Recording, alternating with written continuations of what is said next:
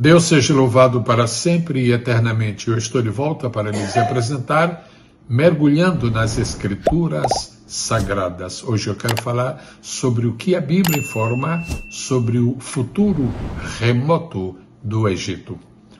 Pois bem, o texto base é Isaías capítulo 19. É um grande capítulo e eu devo confessar com muita honestidade que é um capítulo difícil. E as interpretações, as explicações, as aplicações, elas são muito variadas, são, na verdade, diversificadas. Então, nós precisamos de um espírito de revelação para poder entender e aceitar no nosso espírito o significado dessas profecias. Uma parte de Isaías capítulo 19 diz respeito a fatos históricos que se cumpriram não muito depois da vida do próprio profeta. Outros fatos são um pouquinho mais distantes, cobrindo bastante anos. E há uma parte final que eu pertenço ao grupo das pessoas que acredita sinceramente que se trata de um texto escatológico e que se cumprirá. Não é um texto metafórico, como muitos dizem, não é um texto alegórico, como muitos dizem, mas é um texto literal. Creio na Bíblia Sagrada, creio em Isaías 19 desta maneira. Naturalmente, eu não estou fazendo esta postagem no sentido de criar qualquer tipo de intriga, de confusão ou de pugna a respeito de interpretação da Bíblia. E de maneira que o que eu vou fazer a partir de agora é ler o que está escrito.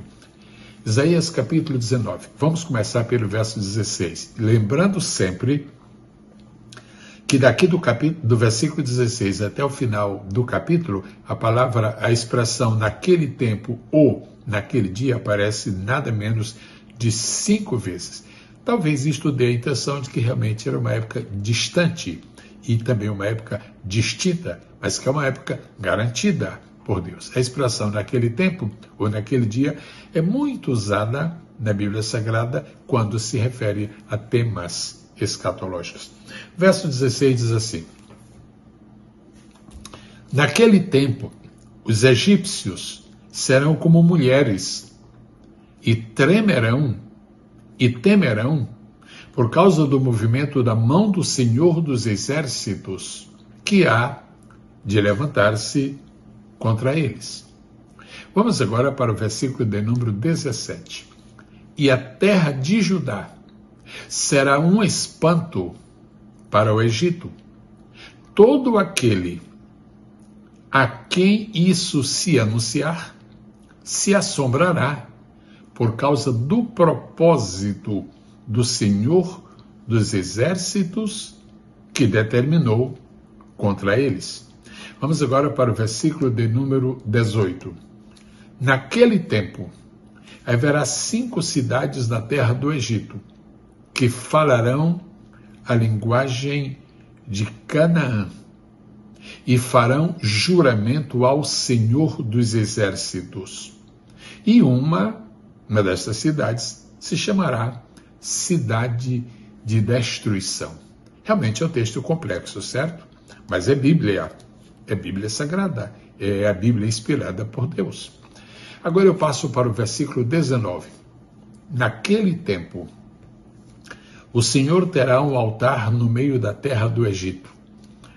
De acordo com a nossa fé nas Escrituras Sagradas, de acordo com a nossa convicção, como Jesus disse em João 17:17, a tua palavra é verdade, de acordo com isto, nós não titubeamos em aceitar o que está escrito, em crer no que está apresentado nas páginas da Bíblia.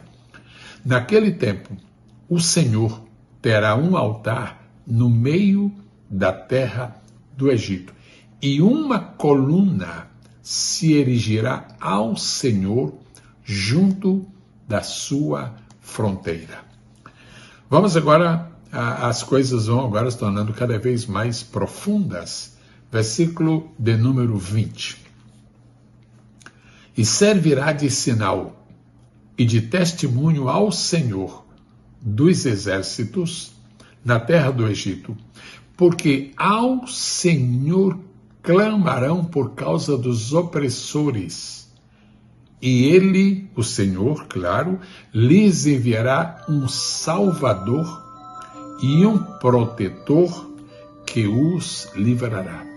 Vamos agora para o verso de número 21. E o Senhor se dará a conhecer ao Egito, e os egípcios conhecerão ao Senhor naquele dia, e o adorarão com sacrifícios e ofertas, e farão votos ao Senhor, e os cumprirão. Passo para o versículo de número 22. E ferirá o Senhor ao Egito, ferirá e o curará. Eu abro um parêntese para recordar que este é um tratamento de Deus com Israel.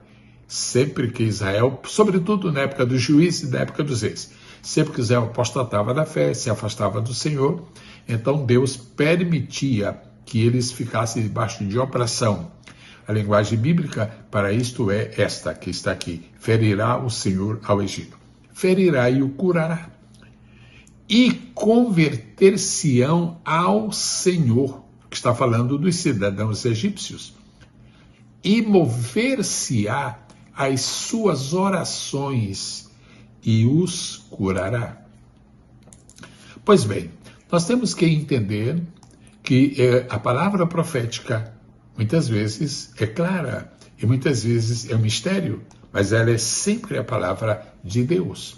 Vejam só o que está escrito agora no versículo de número 23.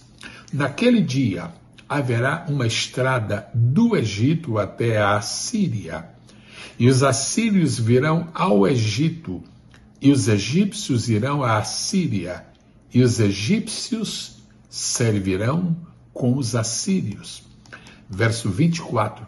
Naquele dia, outra vez, naquele dia, Israel será o terceiro com os egípcios, ou seja, haverá uma aliança de nações. E os assírios, e será uma bênção no meio da terra. Israel será a bênção, mas estará junto com egípcios e assírios. Verso de número 25. Porque o Senhor dos exércitos os abençoará, dizendo: bendito seja o Egito, meu povo, e a Assíria, obra de minhas mãos, e Israel, minha herança. Em um vídeo anterior desta série que eu tenho apresentado com esses temas escatológicos, devido a essa guerra de Israel, eu mencionei que nós não encontramos uma nação a respeito da qual Deus diga que é o seu povo. Aqui está dizendo que Deus, naquele dia, não hoje, não agora, como acontece com Israel, que é o povo de Deus desde sempre. Naquele dia, Deus vai abençoar dizendo: bendito seja o Egito, meu povo. Hoje, agora, no nosso tempo, Israel não é considerado o povo de Deus. Continua o versículo 25. E a Assíria, obra de minhas mãos, e Israel, minha herança. Conforme todos estão observando, trata-se de um texto muito especial, digno de uma leitura, 2, 3, 4, 5, meia dúzia, um número até incontável, não apenas para que nós creiamos, porque nós cremos com a primeira leitura, mas nós não entendemos com a primeira leitura.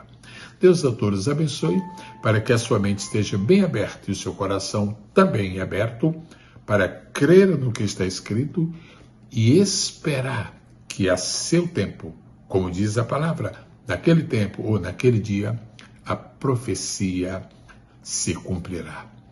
Pois bem, quero lembrar uma coisa: Deus não tem dívida para com ninguém, mas Deus tem um sentimento de gratidão para com o Egito, porque 2 vezes o Egito fez algo que foi muito especial na história da humanidade.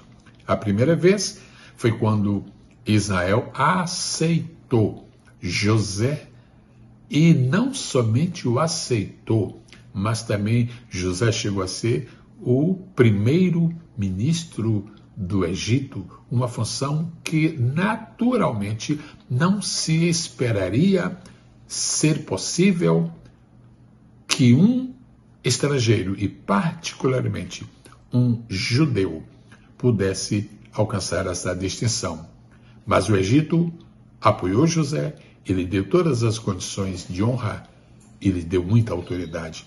A outra vez, está escrito lá no livro, no Evangelho de Mateus, referindo-se a uma profecia do Antigo Testamento: do Egito chamei o meu filho.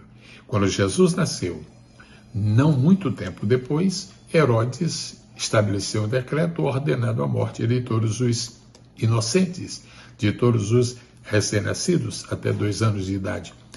O desejo de Herodes era que Jesus, o menino Jesus, fosse incluído neste contexto de mortandade infantil.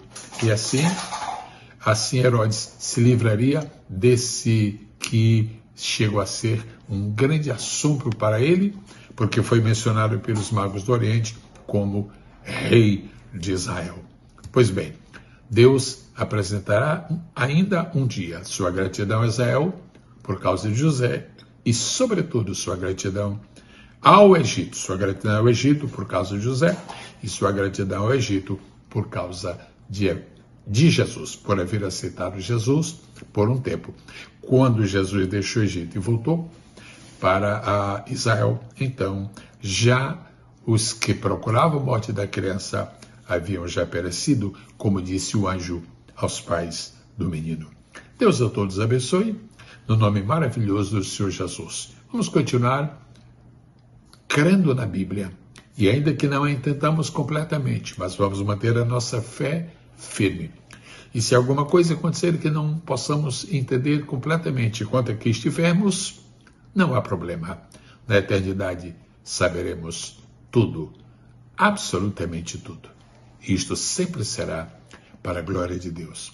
Deus a todos abençoe, no nome magnífico, extraordinário de nosso Senhor e Salvador Jesus Cristo.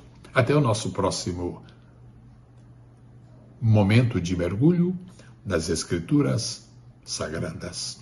Amém.